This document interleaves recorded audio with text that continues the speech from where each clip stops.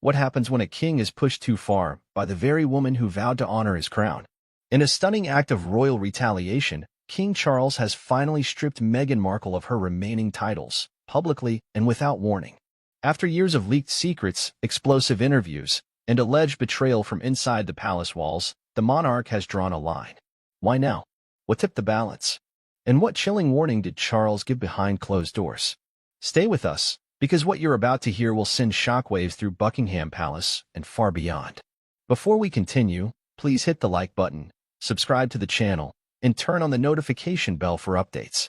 There was a time when the British monarchy thrived on tradition, discretion, and silence.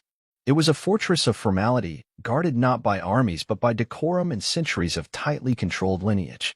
Then came Meghan Markle, an American actress turned duchess, a royal anomaly, and to some, a breath of fresh air. But to others, she was a lightning rod that invited more than just change. She ushered in chaos. What began as a fairy tale has now exploded into one of the most divisive royal scandals in modern history. And now, King Charles has finally spoken, not with words, but with action. Quietly, methodically, and with centuries of protocol on his side, he has struck back. A viral video triggered the final reckoning.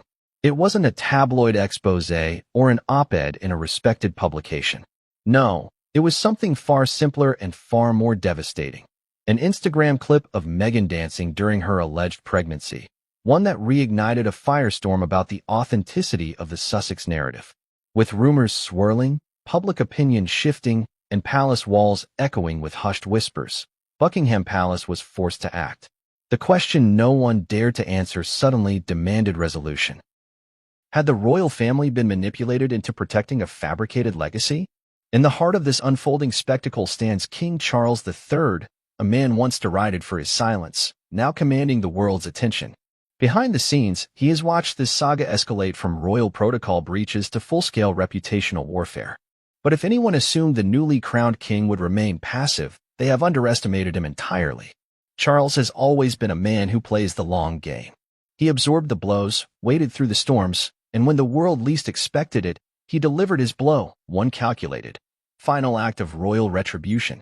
To understand the magnitude of this moment, we must look backward and forward at once. The seeds of this feud were planted years ago. The public feuds, the interviews, the Netflix specials, the relentless pursuit of fame cloaked in humanitarian branding. Meghan Markle's rise to royal stardom wasn't quiet. It was designed to be a spectacle.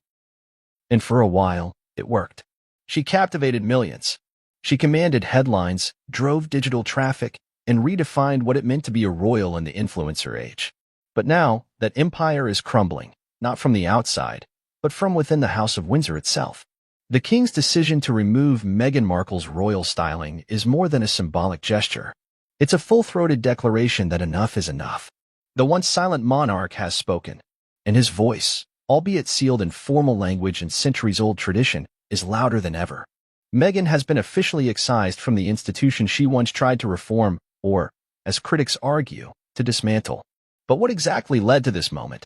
What evidence, what conversations, what legal counsel did Charles seek before making such a consequential move? Was it personal? Or was it purely political, an effort to preserve the crown's credibility in an age of digital deception and cultural fragmentation? More importantly, what happens next? Will Harry follow her into exile, or will this act force a reckoning even within their marriage? This video will take you through the entire journey, from Meghan's initial entrance into royal life, the battles waged in public and private, to the carefully orchestrated moment of royal retaliation. We'll examine the documents, the public reactions, and the unheard conversations between palace aides and royal advisors that brought the saga to its boiling point. We'll go inside the decision-making process of the king himself, a man once mocked for being too contemplative, now praised for delivering a masterstroke of silent justice. This isn't merely about a revoked title. It's about the future of the monarchy. It's about power, deception, loyalty, and consequence. It's about a family caught between legacy and liberty, between silence and spectacle.